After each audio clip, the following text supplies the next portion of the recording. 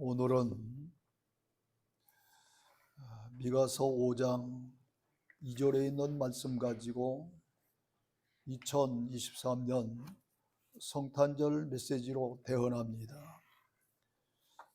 오늘은 온 세상 기독교인들이 기뻐 찬송하고 즐거워하며 감사하며 성탄 축하 예배를 드리는 성탄절입니다. 덩달아 세상의 상인들은 성탄 특수를 누리느라 기뻐하고 다른 사람들까지 금년에는 주일과 성탄절이 겹쳐서 연이은 그런 공휴일이라 그런지 여행을 가는 사람들도 많고 먹고 마시며 즐기며 성탄 선물을 나누며 아이들은 산타 할아버지의 선물을 아마 밤새 동안 기다렸을 것 같습니다. 이렇게 온 세상 사람들이 기뻐하며 즐기는 성탄절입니다. 그런데 성탄절의 주인공인 예수님은 만왕의 왕이요 평화의 왕으로 오셨으면서 왜 유명한 명문가나 화찬란한 부잣집에서 탄생하시지 아니하고 작고 초라한 마을 베들레헴의 마구간에서 탄생하셔서 강보에 쌓여 구유에 뉘어졌을까요? 이것은 바로 성경의 예언성취입니다. 창세기서 3장 15절을 보면은 창세 당시서부터 예수님께서 탄생하시리라고 하는 말씀이 예언되어 있습니다. 그런데 본문에 미가서 5장 2절에 보면은 미가 선지하는 당시 가장 작고 초라한 마을 베들레헴에서 이스라엘을 다스릴 자 곧 예수 그리스도께서 탄생하실 것이라고 그랬습니다. 또 이사야서 53장 2절로 12절에 보면은 연한 순과 마른 땅에서 올라나온 그런 뿌리같이 고운 모양도 없고 풍채도 없는 그런 보로로 태어나셔서 멸시와 천대를 받고 버림을 받으며 우리의 죄와 허물을 그리고 질고를 지고 슬픔과 징벌과 찔림과 상함을 당하시며 십자가에 달려서 결국은 돌아가심으로 말미암아 우리의 속건제물이 되었다 그랬습니다. 이렇게 예수님은 우리의 죄와 허물을 대신하여 십자가에 달려 돌아가심으로 인하여 지옥으로 갈 수밖에 없는 저주받은 인생을 이제 구원하여 천국으로 인도하시기 위해서 이 세상에 오실 때 작고 초라한 마을 베들레헴의 어느 마구간에 탄생하셨습니다. 여기에는 하나님의 깊은 뜻이 있습니다.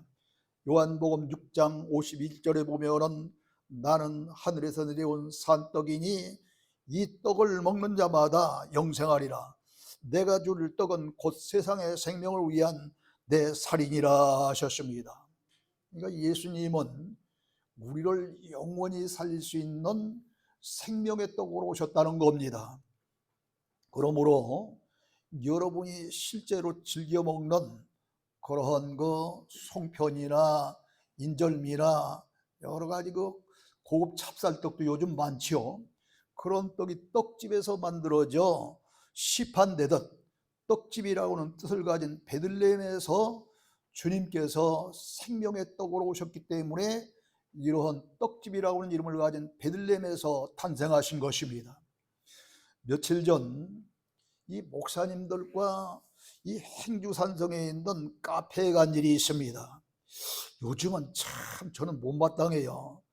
아니 식사 끝나면 그걸로 끝나지 그냥 집에 있는 커피 마셨으면 참 좋겠는데 더 나을 것 없이 식사가 끝나면 왜 고급 커피집으로 가는지 모르겠어.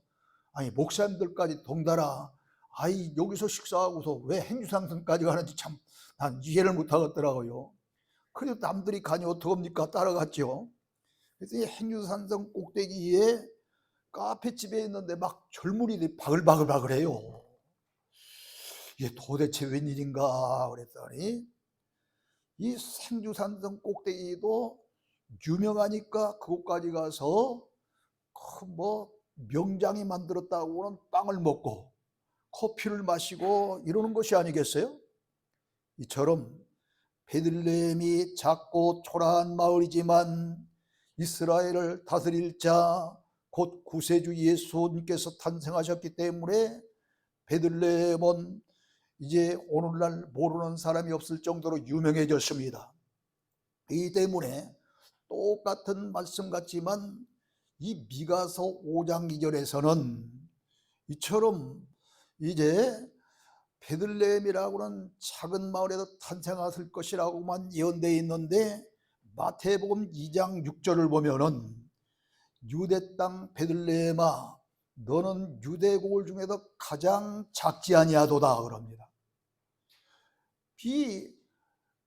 미가서에서는 가장 작은 곳이라고 그랬는데 마태복음 2장 6절에서는 베들레헴에 너는 유대 고을 중에서 가장 작지 아니하다. 작지만 그래도 작지 아니하다는 말이에요. 그러면서 무슨 얘기를 하냐면 내게서 한 다스리는 자가 나와서 내 백성 이스라엘의 목자가 되리라 그랬습니다. 그러므로 베들레헴은 비록 당시 초라하고 작은 마을이지만 작지 아니하다 그랬으니 이제 점점 유명해질 것을 예언하고 있는 거예요. 그러기 위해서 세상 모든 사람들이 다 알 수 있을 정도로 유명한 작지 아니한 그 이름은 큰 마을같이 큰 동네까지 유명해졌다는 이야기입니다. 여러분, 우리 교회도 마찬가지입니다. 비록 작은 교회지만 초대교회 성도들처럼 성령 충만함을 받고 목회자의 가르침을 잘 받고 교제하며 기도할 때 기사와 표적이 많이 나타나며 가진 것을 서로 나누며 서로 사랑하며 이제 날마다 전도할 때 주님께서 구원받는 사람을 날마다 더하게 하시며 베들레헴 사람처럼 모르는 사람이 별로 없는 하나님이 기뻐하시는 그런 좋은 교회가 참 교회가 될 줄로 믿으시기를 주님으로 축원합니다. 제가 어저께 광고 시간에 그런 말씀을 드렸어요. 어제요. 어제 예배가 끝난 오후에 타교에서 저한테 기도받으러 온 환자가 있을 것이다 그랬습니다. 4시가 넘어서 왔어요. 근데 이웃 동네인데 잊었네 그 동네 이름은. 하여튼 구청역에서 가까운 그런 그 교회더라고요. 젊은이들만 모이는 교회래요. 근데 젊은 청년이 온 거예요. 이제 어떤 목사님 소개로 왔어요. 왔는데 말씀을 이렇게 딱 이제 실제 성경을 보지 아니하고 그냥 성경 말씀을 쭉 증거하는데 목사님 벌써 다 나왔습니다. 할렐루야. 말씀을 증거하는데 그래서 안수를 딱 해주고 끝나니까 목사님 감사합니다. 그래서 제가 감사하면 반드시 하나님께 감사해야 됩니다. 근데 제가 우리 교회에다 감사하겠어요? 아니면 섬기는 교회에다 감사하겠어요? 네? 아니, 우리 교회에다 이제 저한테 받았으니까. 근데 우리 집사님, 권사님들은 제 성격을 잘 알아요. 그래요. 저는 그렇습니다. 어떤 누가 와도 우리 교회에 헌금하라고 하지 않습니다. 당신 섬기는 교회가 더 다음 주, 아니 오늘 성탄절이니까 성심성의껏 최선을 다해서 감사하십시오. 이게 제 헌금관이에요. 저는 욕심 부리지 않습니다. 그래서 다 나왔다고 기뻐하면서 저녁을 사줘서 저녁 걸게 먹고 하룻밤 자고 오늘 성탄절 예배를 드리는 거예요. 오늘 여러분이 처럼 이제 비록 작은 교회지만 열심히 가르침을 받고 기도하며 서로 이제 의의 말씀을 증거하며 전도할 때에는 우리 교회도 베들레헴처럼 유명해지는 그런 작지 아니하도다. 작은 교회지만 작지 아니한 그런 우리 한빛교회가 될 줄로 믿으시를 주님으로 축원합니다. 참 나는 요즘 얼마나 신바람 나는지 몰라. 이런 일들이 자꾸 일어나니까. 또 예수님의 어머니 마리아와 약혼 중인 요셉이, 마리아도 요셉도 다 나사렛 출신인데 당연히 나사렛에서 출생해야 될 그러한 그 예수님인데, 이 나사렛에서 출생하지 아니하고 왜 베들레헴에서 탄생하셨을까요? 누가복음 2장 1절로 7절에 보면은 당시 로마의 지배 아래 있었던 이스라엘 백성에게 갑자기 가이사 아구스토라고 하는 황제가 호적을 하라는 명령을 내립니다. 이 호적 정리는 세금을 더 거두기 위해서 매 14년마다 정기적으로 인구조사를 하기 위해서 하는 것인데, 아니 하필이면은 이 마리아가 흔히 해산할 날이 가까워 오는 그때에 호적 정리를 하라는 거예요. 그래서 마리아와 약혼한 요셉도 다윗의 족속이므로 다윗이 본래 살고 있었던 곳이 베들레헴이잖아요. 그래서 베들레헴에 호적을 알아가게 된 것입니다. 그런데 이미 먼저 온 많은 사람들로 말미암아 여관마다 꽉 차 있습니다. 인가도 비어있는 방이 없습니다. 그런데 마침 해산할 그런 날이 차서 산통이 오기 시작하는 거예요.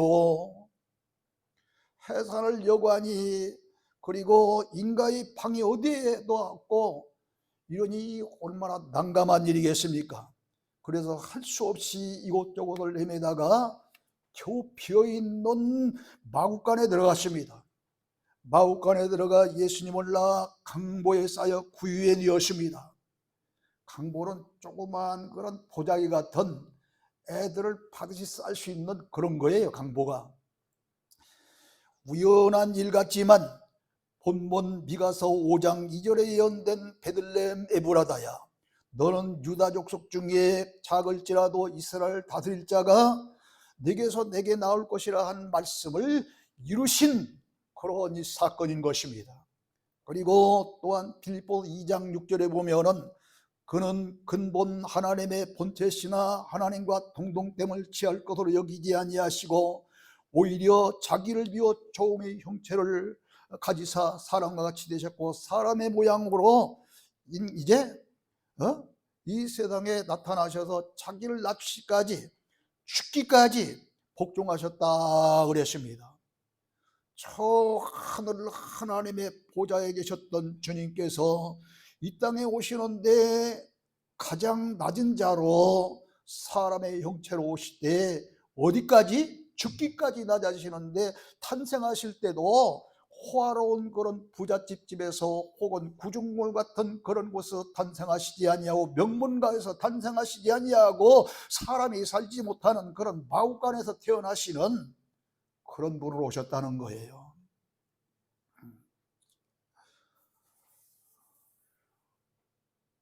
이 구유가 어딥니까?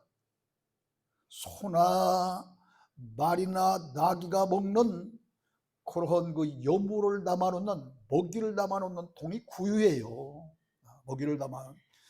이처럼 그래서 이 예수님이 생명의 떡으로 오셨기 때문에 이게 여러분 이게 떡그릇이에요. 이게 떡입니다. 떡은 반드시 떡그릇에 이렇게 받쳐져 있어야지, 이런데 아무데나 있으면 안 되잖아요. 생명의 떡으로 오신 예수님이기 때문에 떡그릇 같은 짐승의 먹이통이 예수님을 담아놓을 수 있는 생명의 떡그릇이 되어서 바로 구유에 넣으시게 된 줄로 믿으시기를 주님으로 축원합니다. 이걸 잘 깨달아야 돼요. 그러므로 베들레헴에서 탄생하신 것은 예수님의 생명의 떡이기 때문에 떡집의 뜻을 가진 베들레헴에서 태어나셨고, 예수님이 구유에 이어진 것도 떡그릇과 같은 생명의 떡이기 때문에 떡그릇을 대신하여 구유에 이어지게 된 것이다 이 말입니다. 여러분, 모세가 위대한 이스라엘의 지도자가 되기까지 유래를 살펴보면은 피덩이 같은 그러한 그 생후 3개월 된 아기 모세가 갈대상자에 남겨 갈대숲 사이에 이제 있을 때 멀리 떨어져 있는 바로왕의 공주가 아니 하필이면 그때 목욕하러 오지 않습니까? 왔다가 애기 울음소리를 듣고 시녀를 보내서 보니까 갈대상자에 피덩이 같은 그런 애기 하나가 담겨져 있는데 그것도 자기의 그런 나라 사람이 아니라 시부리 애기란 말이죠. 시부리 여인 하나든. 근데 처녀인데도 불구하고 모성애가 생겨서 그를 그냥 두지 아니하고 살리고 싶은 생각이 든 거예요. 아버지는 당시 이스라엘 사람들이 점점 번성하니까 이스라엘 남자들이 낳기만 하면 다 나일강에 빼뜨려 죽이라고는 그런 그 엄청난 위시대인데 그 딸은 아버지의 마음과는 전혀 다른 그런 마음을 갖게 되고 오히려 그 아이를 살려보는 마음이 들었습니다. 그러나 처녀인데 가슴을 내쳐 젖을 줄 수가 있습니까?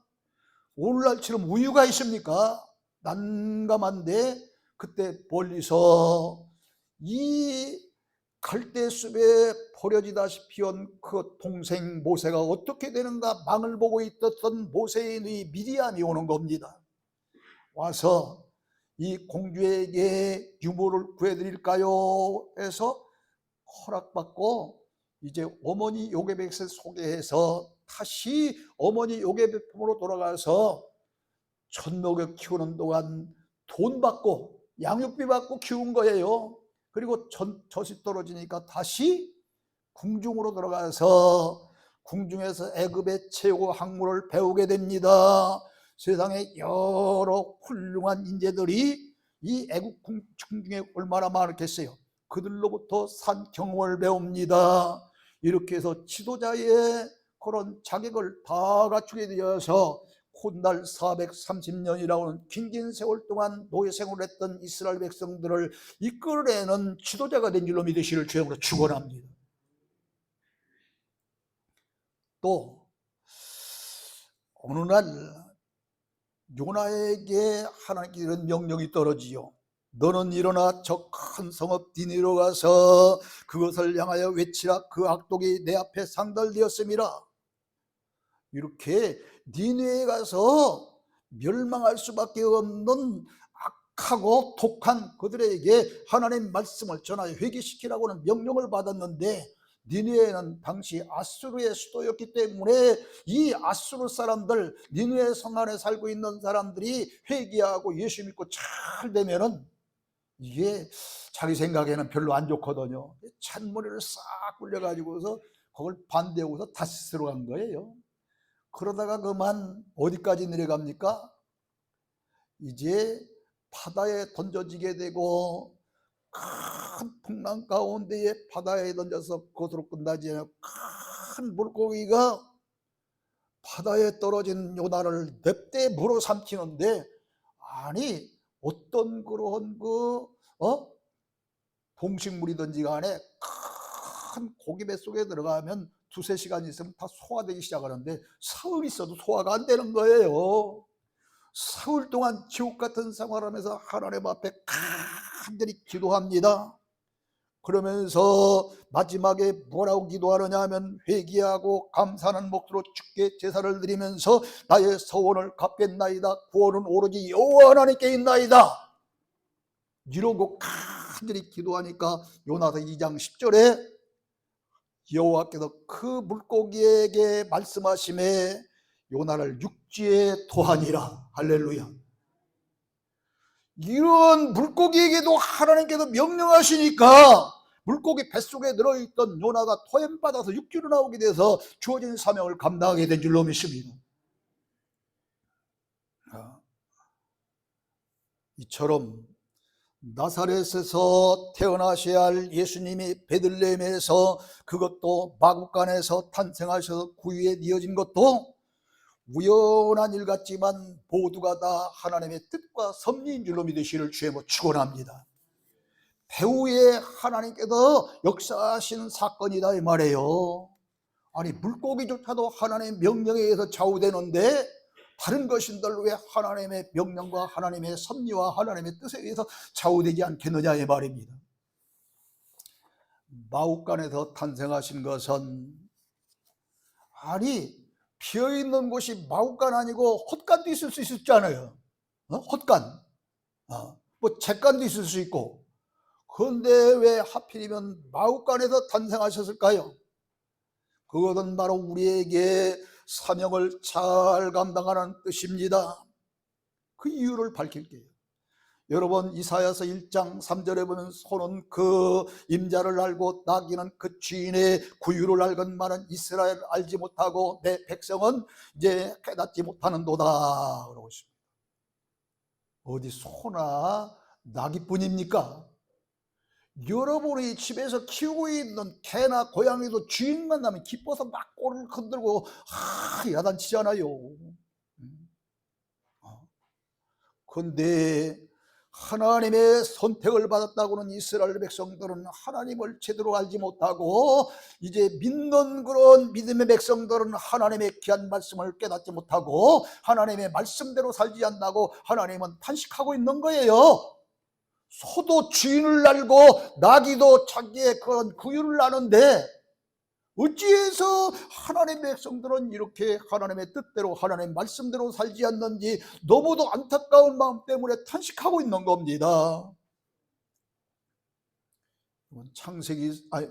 사무엘상 5장 1절로 12절에 보면은 블레셋 사람들이 하나님의 언약궤를 이제 빼앗았다 갔다가 다곤이라고는 그런 신전에 갖다 둡니다. 블레셋은 대대로 이스라엘 숙적이었습니다.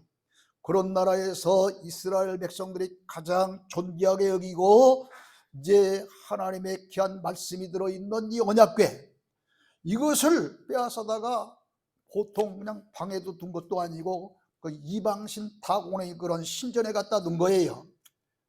그래서 그 이튿날 어떤 사람이 일찌감치가 보니까 이 웬일입니까? 다곤이 하나님의 언약궤에 엎드려져 있는데 얼굴이 땅에 닿았고 머리와 손목이 끊어져서 문턱에 착 걸쳐 있는 거예요. 이렇게. 그리고 몸뚱이만 남았어요. 아니 그것으로 끝나지 아니하고 난데없이 독종이 생겨서 온 백성들이 다 독종으로 말미암아 고생을 합니다. 그것으로 끝나지 않습니다. 하나님이 큰 환난을 보내서 죽는 사람까지 날마다 늘어갑니다. 이러자 우리가 이 이스라엘이 있어야 될 그런 그 하나님의 언약궤를 빼앗아다가 다곤의 신전에 두었기 때문에 이런 재앙을 만난 것은 아닌가 하는 생각이 들어서 사무엘상 6장에 보면은 새 수레를 만들어서 멍에를 메어보지 아니하는 젖나는 2마리의 암소를 끌어다가 수레를 끓게 하고 또 그 송아지들은 띄어서 집에 두고 이제 두 암소는 언약궤를 싣고 벳세메스로 가게 합니다. 비록 2마리 암소라고는 그런 짐승이지만 새끼 송아지를 띄워놓고 언약궤를 싣고 벳세메스를 향하여 갈 날이 얼마나 애처로웠겠습니까? 그러나 이 2 암소는 애처로운 몸을 달랠 수가 없어서 눈물을 흘리면서도, 슬픈 마음을 가누지 못해서 눈물을 흘리면서도 좌우로 치우치지 아니하고 벳세메스만 향하여 갔다 그랬습니다. 그리고 벳세메스에 이르러서는 번제물로 하나님 앞 바쳐진 그런 제물이 되어졌습니다. 이렇게 2 암소는 자기들에게 주어진 사명을 감당하기 위해서 새끼 송아지를 띄워놓고 슬피 울며 끝까지 목적지 벳세메스까지 가서는 목숨을 내어놓는 그러한 그 사명자를 상징하는 소가 되었던 것입니다. 그것으로 끝나지 않습니다. 마태복음 21장 1절로 7절에 보면은 예수님께서 예루살렘 성에 들어가실 때에 벳베가라고는 마을 가까이 오셨습니다. 그때에 제자 2를 보냅니다. 저 건너편에 맞은편 마을로 가라. 그리하면 곧 메인 나귀와 나귀 새끼가 함께 있는 것을 보리니 풀어 내게로 끌어오라. 그 나귀를 타고 가시려고 풀어오라는 거예요. 그러면서 누가 이의를 달거든 주가 쓰시겠다라 그럽니다. 그들이 예수님의 명대로 나귀를 끌고 오니 그 나귀를 타고 예루살렘에 들어가셨습니다. 이렇게 나귀도 예수님이 예루살렘에 들어가실 때 예수님을 등에 싣고 예루살렘으로 들어가십니다. 그런데 같은 내용이 마가복음 11장 1절로 7절에 누가복음 19장 28절로 36절에 거기에 보면은 그냥 나귀라고 하지 않고 나귀 새끼를 타셨다 그랬습니다. 그리고 요한복음 12장 14절에 보면 어린 나귀를 타셨다 그랬습니다. 이렇게 어린 나귀도 예수님이 예루살렘에 입성하실 때 교통수단이 되어 예수님을 자기의 이 등에 업고, 큰 나귀가 아니에요, 어린 나귀예요. 이 어린 나귀가 예수님 얼마나 무겁겠어요. 청년인데 33세 된 이 예수님인데 이 예수님을 싣고 묵묵히 예루살렘 성으로 들어간 것입니다. 이처럼 소나나기도 주어진 사명을 잘 감당했습니다.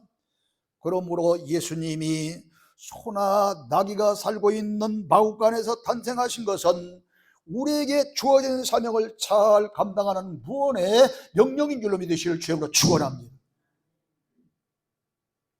그러기에 예수님의 탄생 소식은 제일 먼저 누구에게 들려졌냐면 밤새 추위 속에서 떨면서도 양떼들을 지켰던 그런 목자들에게 예수님의 탄생 소식이 제일 먼저 들려졌던 것입니다. 누가복음 2장 8절로 20절에 보면은 예수님이 탄생하셨을 때 밤새도록 양떼를 지키던 목자들의 곁에 주의 사자가 서서 주의 영광이 두루비침에 목자들이 무서워 떨었다 그랬습니다. 그때에 천사가 이르되 이 양떼들을 지켰던 목자들을 향해서 무서워 말자, 내가 온 백성에 미칠 큰 기쁨의 소식을, 이제 기쁨의 좋은 소식을 너에게 전하노라. 오늘 다윗의 동네에 너희를 위하여 구주가 나셨으니 곧 그리스도 예수시니라. 그러면서 너희가 가서 강보에 쌓여 구유에 뉘어 있는 아기를 보리니 이것이 너희에게 표적이 되리라 그럽니다. 그러더니 아니 수많은 천군과 천사들이 나타나서 지극히 높은 곳에서는 하나님께 영광이요 땅에서는 하나님이 기뻐하신 사람들 중에 평화로다 하면서 하나님께 찬송하며 영광을 돌렸습니다.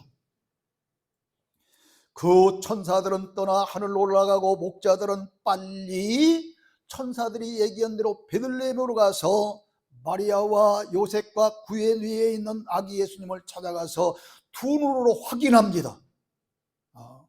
천사들이 가서 확인하라고 그랬잖아요. 두 눈으로 확인해요. 그리고서 천사들이 자기들에게 이야기한 아기 예수님에 대한 그런 그 말을 전하자 듣는 이들이 놀라하면서 마리아는 마음에 새겨 생각했다 그랬습니다. 이렇게 춥고 어두운 밤에도 밤새도록 주어진 사명을 잘 감당한 양떼들을 지켰던 목자들에게 제일 먼저 예수님의 탄생 소식이 들려진 겁니다. 무엇을 의미합니까? 하나님의 기쁜 소식과 축복은 언제나 사명을 잘 감당하는 사람들에게 들려지고 주어진다는 것입니다. 따라서 계시록 22장 13절에 보면 나는 알파와 오메가요 처음과 마지막이요 시작과 나중이라 그랬는데, 이처럼 처음 예수님이 오실 때에 사명을 잘 감당한 그런 목자들에게 임하셨다고 한다면 이제 재림의 소식도 제일 먼저 사명을 잘 감당한 그러한 사람들에게 들려주시고 보여주실 줄로 믿습니다. 동방박사들은 예수님이 탄생하셨을 때에 예수님께 예물을 갖추며 드리면서 경배했다 그랬습니다. 마태복음 2장 1절로 12절에 보면은 천체를 연구하느라 저 하늘을 바라보던 동방에 있는 박사들은 광명한 별을 갑자기 보게 됩니다. 그 별을 보고 그에 있는데 그 별이 가만히 있지 않고 움직이기 시작하는 거예요. 그러더니 차츰차츰 움직여서 이 별이 이동하기 시작합니다. 그래서 이 동방 박사들은 그 표를 따라오는데 이 동방박사들은 어떤 사람들이냐면 파사라고 하는 나라의 제사장직을 담당한 사람들이요, 이제 경건하고 진리를 탐구하며 천문학을 연구하던 사람들이 이 동방박사들입니다. 이들은 하늘에 크고 광명한 별이 나타나면 왕이 탄생할 것으로 생각해 왔습니다. 그러므로 이들은 이상한 큰 별이 나타나자 왕이 탄생한 줄로 알고 왕에게 경배하기 위해서 길을 떠나게 된 겁니다. 그 별은 이상하게도 다른 곳으로 이동하지 아니고 서쪽으로 자꾸 이동하는 거예요. 그래서 그 별을 따라오다 보니 유대 땅 베들레헴까지 오게 된 것입니다.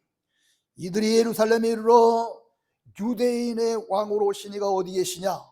왜요? 크고 이상한 광명한 별이 뜨면은 왕이 올 것으로 이미 생각하고 있었기 때문에 그 별이 딱 유대에 와서 딱 머물고 있으니까 이 와서 그렇게 얘기하는 거예요. 유대인의 왕으로 오신 이가 어디 계시냐? 우리가 동방에서 그의 별을 보고 그에게 경배하러 왔노라 하니 헤롯 왕이 그리고 온 유대 사람들이 듣고 막 소동이 났습니다. 왜냐하면 오랫동안 유대인들이 고대하던 그런 메시아가 탄생했다고 하니까 백성들은 놀라면서 큰 화제거리가 될 수밖에 없었습니다. 그러나 헤롯 왕은 놀란 것이 이 백성들과는 전혀 다른 놀람입니다. 왜냐하면 그는 분봉왕으로 반은 유대인이요 반은 에돔 사람이에요. 팔레스틴 전쟁 때 로마의 그런 공로자가 되어져서 그는 주전 47년의 총독으로 그 7년 후에는 분봉왕으로 임명을 받은 사람인데 얼마나 잔인하고 못돼 먹었는지 장모와 처와 두 아들까지 죽인 악한 살인자입니다. 헤롯 왕이. 유명한 자는 다 옥에 가두고 심지어는 자기가 죽는 날 다 죽여버리라고 명령을 내린 사람이 이 헤롯 왕입니다. 잔인한 왕이었습니다. 그러므로 유대인이 왕이 탄생하셨다는 소식을 들으니까 마음 편할 리가 없죠. 잘못하면 왕자리 뺏기는 거 아니에요? 편할 리가 없는 거예요. 그래서 대제사장들과 서기관들을 불러 모읍니다. 그리고서 그리스도가 어디서 나겠느냐고, 대제사장들이나 서기관들은 성경을 잘 아는 사람들인 줄 알고 헤롯 왕도 그걸 그래서 이 사람들은 대제사장들 서기관들을 모아놓고 이 그리스도가 어디서 나겠느냐 하고 물어본 거예요. 그랬더니 본문 미가서 5장 2절에 있는 그 예언된 말씀대로 베들레헴에서 나리라고 가르쳐 주었어요. 그러자 동방박사를 불러서 별이 나타난 때를 잘 자세하게 묻고 또 베들레헴에 가서 아기에게 대해서 잘 알아보고 나에게 보고해달라. 그러면 나도 가서 그 아기에게 경배하리라 그럽니다. 그럼 이게 거짓말일까요? 참말일까요? 헤롯왕이 그러지. 거짓말이에요, 거짓말. 이 얘기는 동방박사를 꼬시려고 하는 이야기고 실질적으로는 아기 예수님을 죽이려고는 음모가 섞여 있는 아주 못돼먹은 속셈인 거예요. 지금 그리스도를 죽이기 위한 계획인 거예요. 박사들은 헤롯 왕의 말을 듣고 난 뒤 다시 베들레헴으로 가는데 별이 또 나타나기 시작합니다. 그러더니 이 별이 또다시 움직이기 시작해서 아기 예수님이 있는 곳에 가니까 딱 또다시 움직이던 별이 거기서 멈추는 거예요.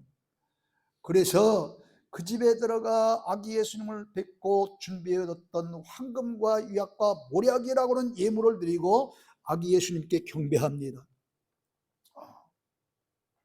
동방박사들은 그저 귀한 것이기 때문에 황금과 유향과 모략을 예물로 준비해왔지만 여기에도 하나님의 깊은 뜻이 작용합니다. 황금은 예수님의 왕됨을 상징하며 유향은 예수님의 제사장됨을 상징하며 모략은 예수님의 죽음과 부활로 말미암아 진리의 불변성을 의미합니다.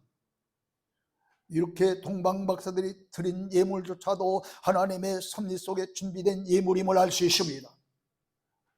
놀라운 것은 헤롯 왕은 동방박사들에게 베들레헴에 가서 아기에 대한 그런 것을 자세히 알아보고 와서 보고하라 했지만은 아니, 동방박사들은 꿈속에 헤롯에게 돌아가지 말라는 지시를 받습니다. 헤롯은 내게로 와서 보고하라 했는데 동방박사들이 꿈을 꿨는데 헤롯에게 가지 말라는 거예요. 가지 말라는 거예요. 그래서 그 지시를 받고 다른 길로 고국으로 돌아갔습니다. 이들이 떠난 후인데 여기서 또 끝나지 않습니다. 이 마리아와 약혼 중에 있었던 요셉의 꿈에 주의 사자가 나타납니다. 헤롯이 아기 예수를 찾아 죽이려 하니 일어나 아기 예수와 그의 어머니 마리아를 내리고 빨리 애굽으로 가서 피하여 내가 다시 내게 이르기까지 거기 있으라 그러십니다. 참 놀라운 그런 일이 벌어지는 것입니다. 그래서 깜짝 놀라 일어나서 그 한밤중에 애굽으로 떠나 헤롯이 죽기까지 애굽에 피해 있었다가 예수님은 그렇기 때문에 아기 예수님은 941생으로 살아난 거예요. 그러나 헤롯 왕은 박사들이 자기를 피해 그냥 돌아간 사실을 알고 심히 노하여 베들레헴과 그 지형 안에 있는 2살짜리 이만 아이들을 다 남아들 이 사내 아이들은 다 죽이라고는 명령을 냈으니 이것도 아기 예수를 죽이기 위한 작전이었던 것입니다. 그러나 이미 아기 예수는 지금 어디 있어요? 애굽으로 피난 갔잖아. 애굽으로. 그 후 헤롯이 죽은 후에 주의 사자가 다시 애굽에 있는 요셉에게 나타납니다. 아기 예수의 목숨을 노리던 헤롯과 그의 추종자들이 다 죽었으니 아기와 마리아와 이 모두를 데리고 이스라엘로 돌아가라 그럽니다. 그 지시를 받고 이스라엘 돌아와서 나사렛에서 사시게 된 거예요. 사랑하는 성도 여러분, 이렇게 예수님의 탄생은 신묘막측하게 철저한 하나님의 계획과 섭리 가운데 진행되었습니다. 나사렛에 살던 요셉과 마리아가 갑자기 베들레헴으로 가게 된 것은 생명의 떡으로 오셨기 때문에 그 뜻을 가진 베들레헴에 가서 해산하도록 갑자기 가이사 아구스도가 호적하라는 영을 내렸고 그로 말미암아 베들레헴에 가서 어느 마구간에서 탄생하시고 구유에 이어졌으며 우리에게 사명을 잘 감당하라는 그런 의미로 소와 나귀가 사는 그런 마구간에서 탄생하신 줄로 믿습니다. 그리고 그 탄생 소식이 제일 먼저 밤새도록 양떼들을 지켰던 목자들에게 나타나심과 동방박사들의 황금과 유약과 모략을 예물로 준비해 드린 것도 깊고 오묘한 뜻이 있었음을 깨달았습니다.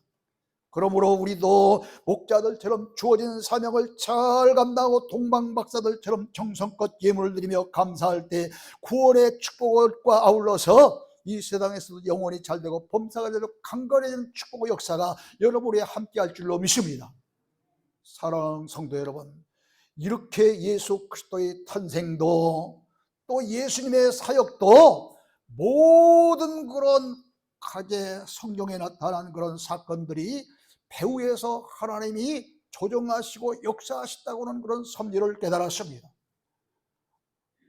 우리 모두 이런 하나님의 손안에 든 그러한 그 온 세상 우주 만물인 것을 깨닫고 우리 모두 더 이상 세상에 좌우되는 그런 사람들 되지 아니하고 아무리 힘들고 어려워도 우리는 이제 이 세상은 잠시 잠깐이요 영원한 하늘나라에서 주님과 더불어 영생복락한다는 그 소망을 가지고 믿음으로 이 세상을 이기실 주의 이름으로 축원합니다.